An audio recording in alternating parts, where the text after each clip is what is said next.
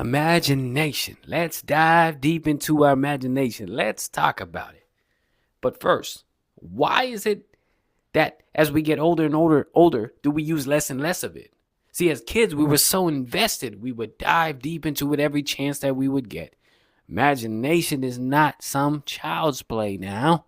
See, Einstein said imagination is more important than knowledge, for knowledge is limited, whereas imagination embraces the entire world, stimulating progress and giving birth to evolution.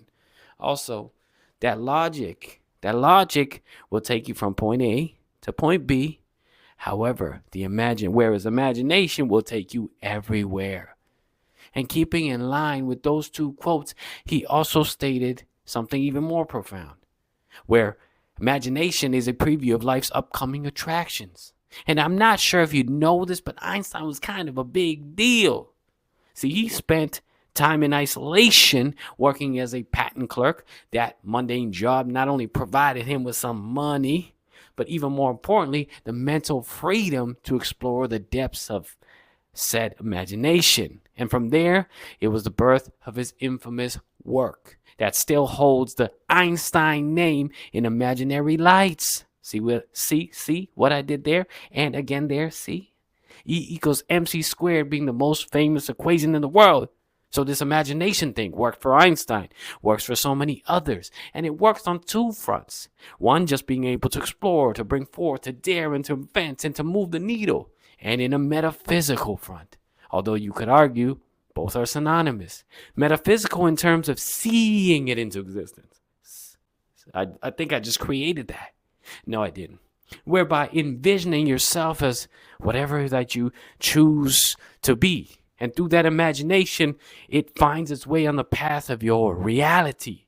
We can explain it logically after the fact, but that transformation was birth in the vividness of the mind. How? And of course, the mechanisms that bring this, there's many. There's scientific explanation for it. But let's go beyond that. Let's just keep imagination as this thing of with full aura, as the kids say, aura, and full of magic and a phenomena. So for forgetting or putting aside the mechanisms that allow those pictures, those scenes from the mind's eye to come forth, the imagination to then be magnified into the screen of reality, it can be incredibly influential, if not solely the reason for such a transformation to occur in the first place. So without getting too bogged up in the why, it happens. And that's astonishing. So if this thing we call imagination is so powerful, why do we not utilize more of it? Or do we? Perhaps in the opposite direction to what we really want. We choose fear, doubt, insecurity. We hijack and create barriers to that reality, where, of course, we would all choose consciously the other direction. Maybe we have continued to neglect the imagination as such a powerful tool, so it runs on autopilot, taking suggestions from that negativity or lack of strong conviction in something more wonderful and positive. And the imagination works best when it's impressed upon, but you have to impress upon it with the right things. And wouldn't it be nice if we looked at the world when desiring and creating from a child's perspective? Well, at least in the aspect of using that vivid, unabashed imagination unapologetically. As kids, we had no limits, and yes, often it was a bit silly. 1 week, astronauts and other pilots, so on and so forth. But at least as kids, we could just imagine. And imagine what we could be if we did the same today.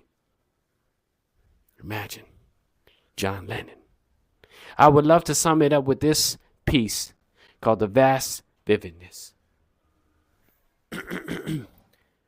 Vast vividness.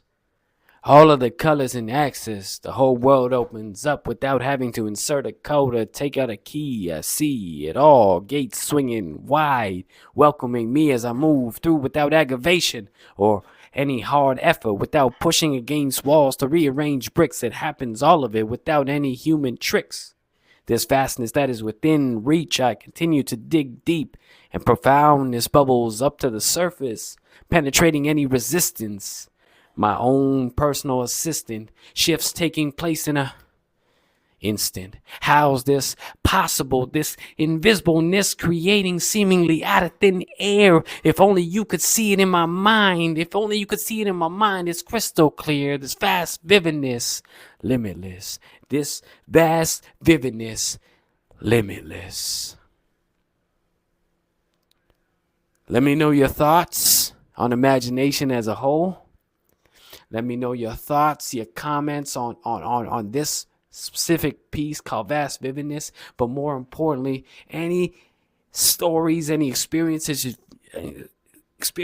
you've had with imagination, where you've seen something so vividly, so strongly, conviction here, and then it played out, it materialized on the screen of your reality. Let me know. As always, it's your boy, Rock City the Soul Man, and it's been another episode of Pass the Mic. Pass the Mic. Rock City the Soul Man checking in. Rock City the Soul Man checking out. Peace, love. Go play some Imagine by John Lennon and let it carry you away. Be an Einstein and imagine like a child, okay? And watch the shift take place. Peace, love. Until next time.